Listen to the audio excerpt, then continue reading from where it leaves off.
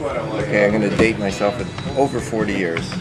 I used to go when they were in their original building right next door, a little thing. So I've been coming to house guitars forever. And now my family is coming in. My daughter's a player as well. So it's a pilgrimage. Earliest memory, going into their original store, it was just this very narrow place, and the amps down the middle and guitars all on the side. And it was even tighter than here. You'd literally walk around like this, and they'd have the albums along the side. And just buying my first guitar ever here. I've worked as professional musician. I've also managed music stores down in Florida and stuff.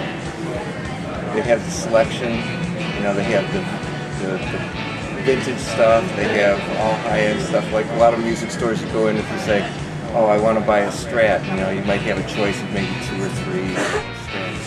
Here, and you've got cases, just stuff. So phenomenal inventory. They've got stuff nobody else ever can get a hold of.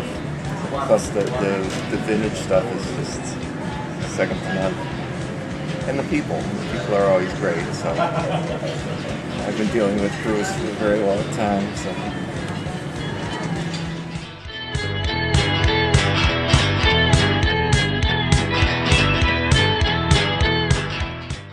Well, I mainly run the music studios here. We have 13 teachers and about 175 students. And my son and I also, it's Costello Music, located in the House of Guitars. And we also run the band instrumental business. It's not like the huge, it's a mom and pop store. I mean, it's grungy, it's dirty, it's dirt on the floor, it's kind of old, it's got that kind of feel. But they know you by name when you walk in the door. There's so much stuff here. When I first heard about it, somebody said, I'm from Washington, D.C., and they said, oh, when you go there, I mean, it's like guitars all stacked in a case like toothpicks. And it's kind of true, but once you kind of get used to the format here, you get used to the way things are. It's like, it's beautiful.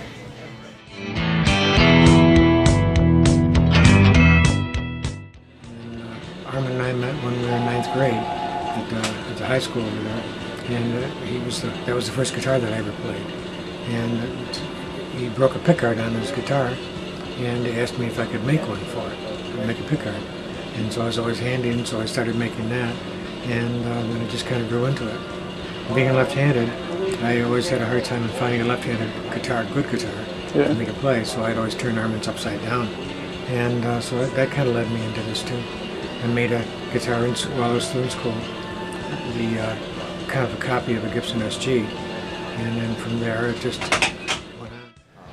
One way or another. So we liked the two things in the world that we liked a lot was art and music, and we were all into painting and sculptures and everything that had to do with art and music. We all played musical instruments from a young age, 5-6 years old up, and we wrote the companies for art supplies, and we wrote the companies for musical instrument supplies and equipment. And the art supply business was a lot easier to get into. Most of the companies were pretty receptive to us. The musical instrument companies were very standoffish and very hard to make contact with and hard to do business with. We chose the harder path because we figured there'd be less competition once we get into it. So that's how we chose musical instruments. Startup money, a couple paper routes, working the paper routes, asking people for our customers for papers to shovel driveways, yard work. My older brother Armin worked in a Skips meat market, and we pulled together a very small amount of money, $5,000 or something. Started on Clinton Norton. Actually, my mother's basement we started in first until we were asked to vacate there by Mom. Too many kids running around the house and salesmen from New York City. And so we were on Clinton Norton. They moved us out of there after a short time because we were too loud, turning up amps and demoing them. Other tenants in the area complained. We moved down a little further in Clinton and Clifford. And same kind of scenario. We ran that for, maybe 6 months. And same thing, they moved us out because we were too loud. And then we moved to Henrietta. We were across from near RIT on Jefferson Road. And we were there for about a year, and the landlord decided to level the building. So we left right after that Christmas. We moved to Charlotte, Lake Avenue. We had that for about 2 or 3 years. That was starting to show life and business, and we were finally getting enough money accumulated where we can afford moving into Veronica. We moved down the street on Titus Avenue, small store. Used to be a barber shop. We ran that for a few years and kept looking at this big, vacant, beautiful building. It was vacant for, I'd say, probably 10 years. And we were able to make a deal. Mortgage. Get ready to do a lot of hours. I mean, I was doing double shifts when I was doing the store on Lake Avenue and the coffee house at night, so sleep can't be an important thing, and you got no other life.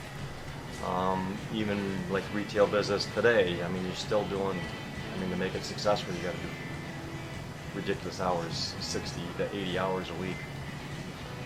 And you got pure dedication, be totally married to it. I mean, it's, in any business these days, I think you got to go into it 100%. We had to be successful. To what degree, we didn't know. I mean, it was just roll the dice and get as far as we can and do the best we can.